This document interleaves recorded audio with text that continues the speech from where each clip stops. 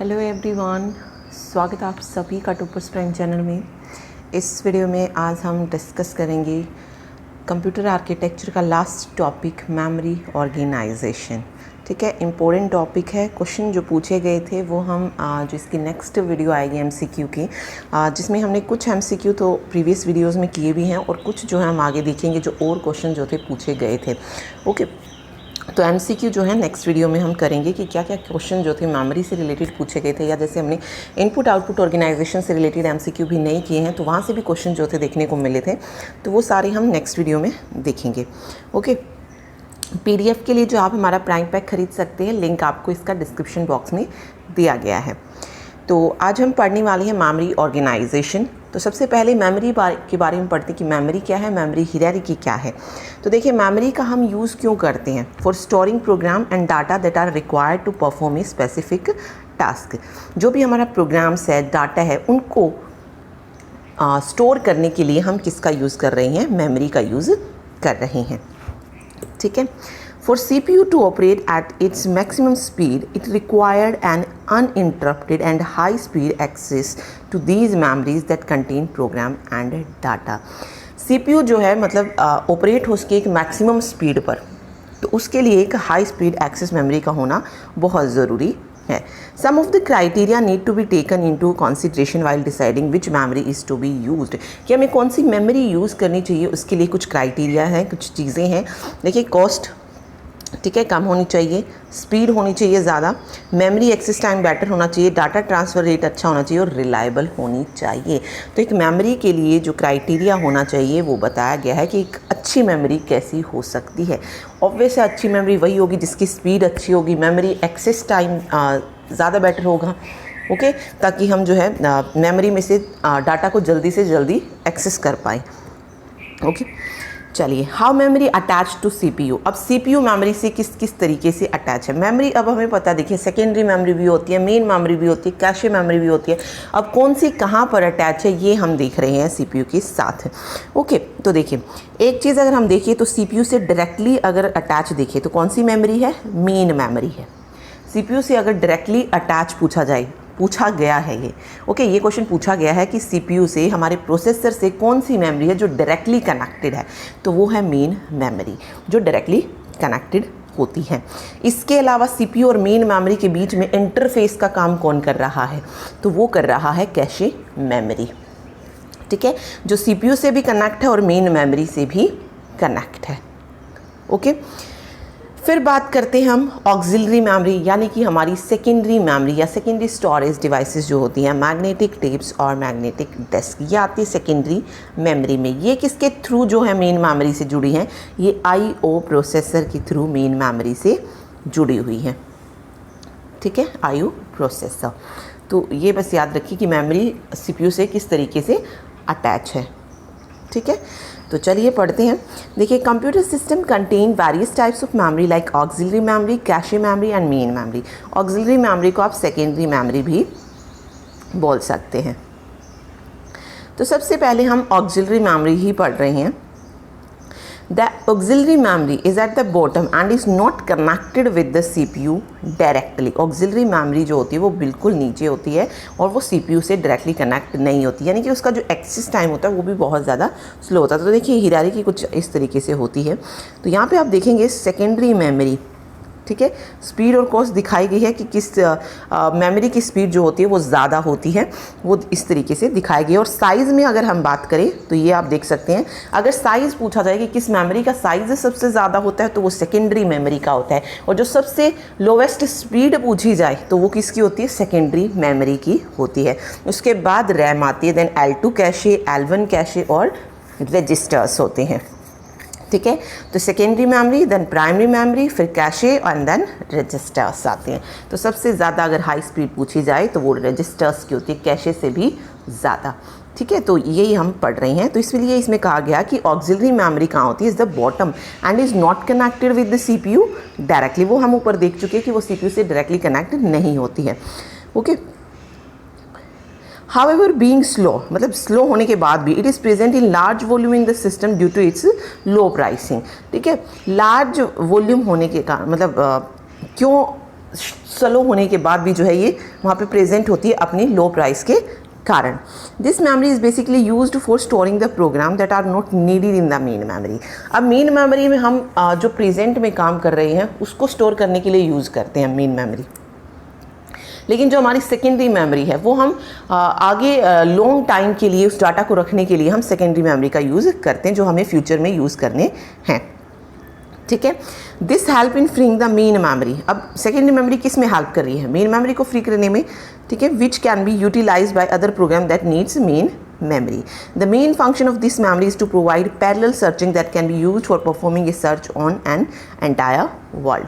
तो auxiliary memory क्या होती है ये आपको समझ आ गया होगा। ठीक है, देन हम आते हैं मेन मेमोरी पे। Main memory is at the second level of the hierarchy. Due to its direct connection with the CPU, it is also known as central memory. Main memory hold the data and program that are needed by the CPU, यानी कि जो currently CPU को ज़रूरत है वो सारा data कहाँ पर होता है? मेन मेमोरी में होता है।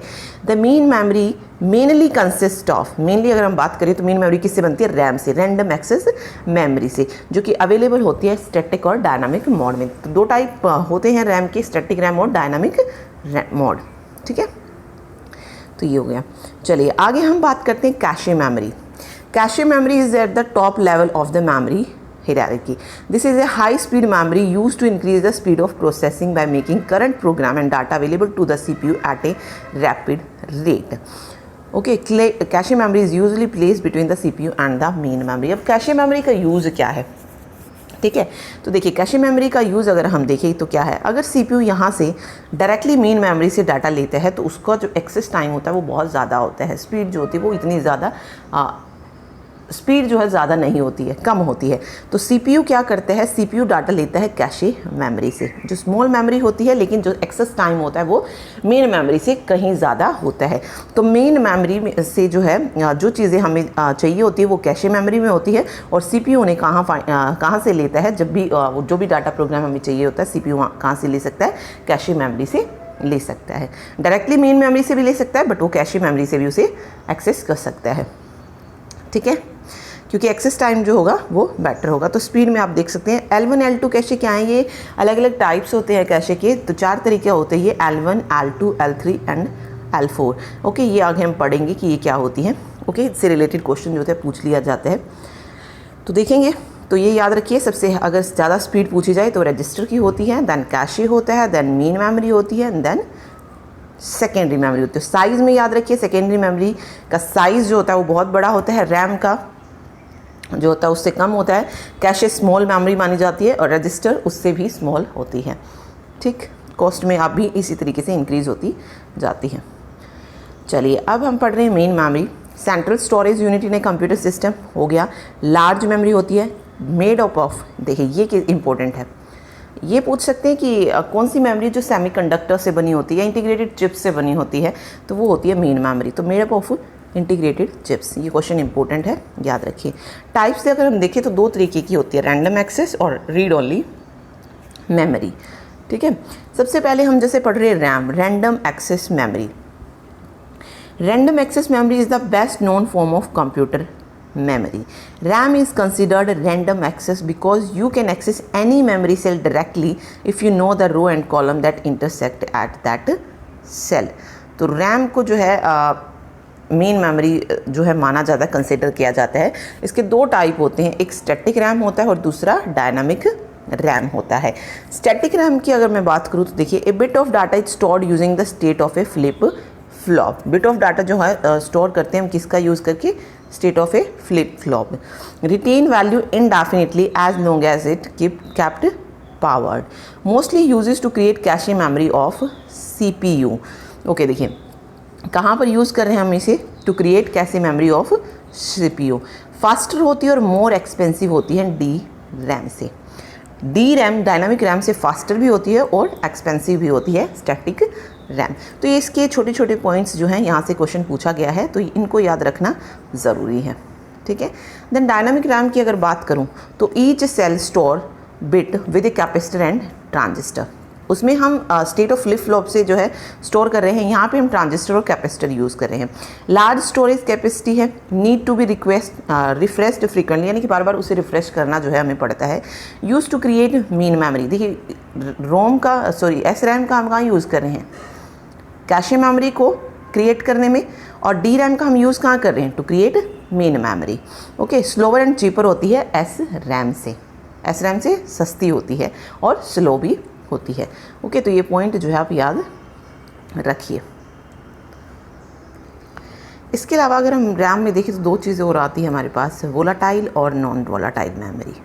ठीक है, वोलाटाइल और नॉन वोलाटाइल। वोलाटाइल मेमोरी कौन सी होती है, जो मेमोरी जिस मेमोरी से जो डाटा होता है वो पावर ऑफ होने के बाद क्या हो जाता है, ख़त्म हो जाता है, मतलब टेम्परेरी मेमोरी जिसे हम कहते हैं, वो कौन सी होती है, वोलाटाइल मेमोरी। यानी कि जो डाटा है वो टेम्परेरी स्टोर होता है और जैसे ही हम पावर जाती है वो सारा डाटा जो है ख़त्म हो जाता है। नॉन वोलाटाइल होती है परमानेंट मेमोरी कह सकते हैं। ठीक है, तो यहाँ पर अगर हम देखें वोलाटाइल और नॉन वोलाटाइल, तो वोलाटाइल मेमोरी कौन सी हो जाएगी, रैम जो है रैंडम एक्सेस मेमोरी, जहाँ से हम रीड और राइट दोनों कर सकते हैं। रीड राइट मेमोरी भी जो आप इसको कह सकते हैं, ये क्या एक वोलाटाइल मेमोरी है, यानी कि टेम्परेरी मेमोरी आप इसे कह सकते हैं। ठीक है, चलिए अभी देखते हैं रोम। ROM is used for storing programs that are permanently resident in the computer and for tables of constant that do not change in value once the production of the computer is completed. ROM portion of main memory is needed for storing an initial program called bootstrap loader, which is to start the computer software operating when power is turned on. Okay, तो रोम portion जो है main memory का कब ज़रूरत पड़ती है हमें, bootstrap loader के लिए, जब कंप्यूटर की पावर जो है ऑन की जाती है। ठीक है, तो 5 बेसिक रोम टाइप्स होते हैं। सबसे पहले जैसे रीड ऑनली मेमोरी हो गया, जहाँ से हम डाटा को सिर्फ रीड कर सकते हैं। कैसी मेमोरी है, परमानेंट मेमोरी, यानी कि नॉन वोलाटाइल मेमोरी जो इसे बोला जाता है, नॉन वोलाटाइल। ठीक है, आगे है PROM, programmable read only memory. ठीक है, आगे EPROM है, erasable programmable read only memory. EEPROM है, electrically erasable programmable read only memory. And flash EEPROM memory. Okay, तो ये 5 बेसिक टाइप होती हैं रोम के, तो ये याद रखिए। यहाँ से जो क्वेश्चन पूछ सकता है वो डायरेक्टली आपसे सिर्फ इसकी फुल फॉर्म से रिलेटेड ही हो सकता है, अदरवाइज और कुछ नहीं पूछेगा। चलिए आगे हम पढ़ रहे हैं व्हाट इज़ कैशे मेमोरी। तो देखिए कैशे मेमोरी क्या होती है, small high speed RAM buffer located between the CPU and main memory. तो ये एक चीज़ याद रखिए, कैशे मेमोरी जो होती है रिलेटेड होती है रैम से। ठीक है, रोम से नहीं होती है। क्या बोला जाता है इसे, हाई स्पीड रैम बोला जाता है। ओके, और हमने ऊपर पढ़ा भी, जो मेन मेमोरी अगर हम माने तो वो कौन सी होती है, रैम होती है, लेकिन होती दोनों है रैम और रोम, बट जो मेनली उसमें जो नॉन मेन मेमोरी है वो कौन सी है, रैम है। ओके, तो कैशे मेमोरी क्या है, एक रैम मेमोरी ही है जो कि लोकेटेड होती है between CPU and main memory, CPU और मेन मेमोरी के बीच में। Cache memory hold a copy of the instruction या इंस्ट्रक्शन कैसे और data currently being used by the CPU। Cache memory क्या करके रखती है, hold copy of the instruction, जो डाटा कंप्यूटर को चाहिए, मेमोरी को चाहिए, हमारे प्रोसेसर को चाहिए, CPU को चाहिए, उसको होल्ड करके रखती हैं। The main purpose of cache is to accelerate your computer while keeping the price of the computer low. तो मेन पर्पस क्या है कैशे को यूज़ करने का, हमारी कंप्यूटर की जो स्पीड है उसको बढ़ाना। ठीक है, चलिए placement of cash in computer, तो ये हम पढ़ चुके हैं, CPU और मेन मेमोरी के बीच में जो होती है कैशे मेमोरी, और डायरेक्टली मेन मेमोरी भी जो है CPU से कनेक्ट होती है, तो ऊपर हमने इसका पढ़ लिया था। ठीक, फिर आता है types of cache mapping. Types of cache mapping important है। कैशे मैपिंग देखिए 3 तरीके की होती है, एक होती है direct mapping, associative mapping and set associative mapping. तो एक क्वेश्चन यही कि इनमें से कौन सा जो है कैशे मैपिंग का टाइप नहीं है या कैशे ऑर्गेनाइजेशन का टाइप नहीं है, तो एक क्वेश्चन यही पूछा गया था। तो 3 टाइप की होती है ये, direct, associative and set associative. ठीक है, तो एक एक करके इन्हें पढ़ते हैं। सबसे पहले हम पढ़ रहे हैं डायरेक्ट मैपिंग।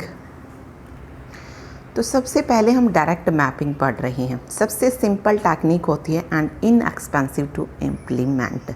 ओके देखिए डायरेक्ट मैपिंग में क्या होता है, बिल्कुल जो सिंपलेस्ट टेक्निक होती है, इसमें क्या होता है कि ये मैप करती है हर एक जो ब्लॉक होता है मेन मेमोरी का। हमें पता है मेन मेमोरी जो होती है ब्लॉक्स में कुछ इस तरीके से डिवाइड होती है, ठीक है। ये हमारी क्या है, मेन मेमोरी है। देन हमारे पास क्या है, एक कैशे है, कैशे मेमोरी है। तो ले लेते हैं, ये है कैशे मेमोरी हमारी, ठीक है। ये कैशे कंट्रोल लॉजिक कह सकते हैं आप। तो ये कैशे मेमोरी है। अब डायरेक्ट मैपिंग में देखिए क्या होता है, डायरेक्ट मैपिंग में जो हमारी मेन मेमोरी है, ठीक है, मेन मेमोरी और कैशे लाइन के बीच सिर्फ एक ही पॉसिबल लाइन होती है, यानी कि कोई भी हमारा जो है ब्लॉक हो उसके लिए, हर एक ब्लॉक के लिए कह सकते हैं आप, each block of memory can contain only one cache line. तो इन दोनों के बीच में जो होती है सिर्फ हमारी क्या होती है, एक ही कैशे लाइन जो है वो होती है डायरेक्ट मैपिंग में हर एक ब्लॉक के लिए, ठीक है। तो आप कह सकते हैं कि in direct mapping each block of main memory into only one possible cache line, ठीक है। दोनों के बीच में सिर्फ एक ही पॉसिबल कैशे लाइन होती है, यानी कि जो भी डाटा हमें चाहिए होता है वो इसके थ्रू हमें लेना पड़ता है, ठीक है। तो बस ये चीज़ इसमें मेन याद रखिए। When the CPU want to access data from memory it places a address, the index field of CPU address is used to access address. Tag field of CPU address is compared with the associated tag in the word read from the cache. तो देखिए main memory में हम दो चीज़ें पढ़ते हैं, एक tag होता है तो दूसरा वर्ड ऑफसेट होता है, ठीक है। और कैशे मेमोरी में होता है tag, line offset and word offset, कुछ इस तरीके से इसमें यूज़ की जाती है। तो डायरेक्ट मैपिंग में बस आप इतना ही याद रखिए, सिंपल टेक्निक होती है और इन हर एक ब्लॉक के लिए, जो मेन मेमोरी का हर एक ब्लॉक है उसके लिए एक ही पॉसिबल कैशे लाइन होती है, वन पॉसिबल कैशे लाइन, ठीक है। तो आगे इनको अगर आप पढ़ना चाहिए तो पढ़ सकते हैं, अदरवाइज कोई ज़रूरत नहीं है। उसके बाद आता है हमारा associative mapping. Associative mapping uses an associative memory. This memory is being accessed by using its content. देखिए इस टाइप की जो मैपिंग है एसोसिएटिव मेमोरी, इसको हम यूज़ करते हैं to store content and addresses of the memory word. Content को तो स्टोर करती है और साथ साथ address of the memory word के एड्रेस को भी स्टोर करती है। And any block can go into any line of the cache, मतलब कोई भी ब्लॉक जो है किसी भी लाइन कैशे की लाइन से जुड़ा हो सकता है, ठीक है। Okay, each line of cache memory will accommodate the address and the content of that address from the main memory. That is why this memory is also called content addressable memory. तो ये important है, content addressable memory किसी कहा जाता है तो cam को इसको कहा जाता है, सॉरी एसोसिएटिव मैपिंग को। It allows each block of main memory to be stored in the cache. ये क्या अलाउ करती है कि हर एक ब्लॉक जो है मेन मेमोरी का कहाँ पर स्टोर्ड हो, कैशे में हो। ओके, वहाँ पे हम क्या कर रहे थे, हर एक को सिर्फ एक ही लाइन के द्वारा हम जोड़ रहे थे। यहाँ पे किसी भी ब्लॉक को किसी भी लाइन के साथ हम जोड़ सकते हैं, ठीक है। देन आती है set associative mapping. That is the easy control of the direct mapping cache and the more flexible mapping of the fully associative cache. In set associative mapping, each cache location can have more than one pair of tag plus data item. That is more than one pair of tag and data residing at the same location of cache memory. If one cache location is holding two pair of tag plus data item, that is called two-way set of set associative mapping. तो इसमें अगर हम देखें तो हर एक cache location के पास one pair of मतलब pair होता है टैग और डाटा आइटम्स का। अगर दो टैग होंगी, दो पेयर ऑफ टैग और डाटा आइटम है तो उसे हम two way set associative mapping जो है बोलेंगे, ठीक है। चलिए आगे देखते हैं replacement algorithm of cache memory. तो replacement algorithm are use when there are no available space in a cache in which to place a data. Okay, जब कैशे में स्पेस नहीं है डाटा को रिप्लेस करने के लिए, मतलब डाटा को कैशे मेमोरी में रखने के लिए हमारे पास स्पेस नहीं बचता, तब हम रिप्लेसमेंट एल्गोरिथम यूज़ करते हैं। तो 4 of the most common cache replacement algorithm अगर हम देखें तो वो है least recently used, LRU, first in first out, least frequently used आएगा, LFU and RU। The LRU algorithm select for replacement the item that has been least recently. जो CPU ने बहुत कम यूज़ किया है उसको रिप्लेस कर देगा। फर्स्ट इन फर्स्ट आउट, जो पहले आया था वही पहले चला जाएगा। जो लॉन्गेस्ट टाइम से है अगर मेमोरी में, उसे हम जो है रिप्लेस कर देंगे। Least frequently used, that has been least frequently used by the CPU। And random है, the random algorithm select for replacement the item randomly. वो उसमें रैंडमली जो है कोई भी चूज़ कर सकता है। ओके, तो मेन 4 ये होती हैं। इसमें LFU आएगा, लिस्ट फ्रिक्वेंटली यूज्ड। ठीक, देन आता है राइटिंग इनटू कैशे। इंपॉर्टेंट है, देखिए, when memory write operation are performed, CPU first write into cache memory. जब हम मेमोरी राइट ऑपरेशन परफॉर्म करते हैं तो CPU कहाँ पर राइट करता है? कैशे मेमोरी में। These modification made by CPU during a write operation on the data saved in cache need to be written back to main memory और to auxiliary memory. तो 2 पॉपुलर कैशे राइट पॉलिसीज होती हैं, एक होती है right throw और दूसरी होती है write back. Write through cache में जो होता है, main memory is updated each time the CPU write into cache. Okay, write through cache में क्या होता है कि मेन मेमोरी जो होती है वो हर वक्त अपडेट होगी जब भी CPU उसमें राइट करेगा, राइट इनटू कैशे। तो मेन मेमोरी हमारी क्या होगी? हर बार अपडेट होगी। ओके, एडवांटेज क्या है कि that main memory always contain the same data as the cache contain. अब वो बार बार जैसे ही CPU ने कैशे में लिखा तो हमारी मेन मेमोरी अपडेट हो रही है, तो ऑब्वियस है अब जो डाटा कैशे में होगा वो मेन मेमोरी में भी होगा, क्योंकि वो भी बार बार अपडेट हो रही है। तो ये मेन इसकी एडवांटेज होती है। This characteristics is desirable in a system which use direct memory access scheme of data transfer. The IO devices communicate through DMA receive the most recent data.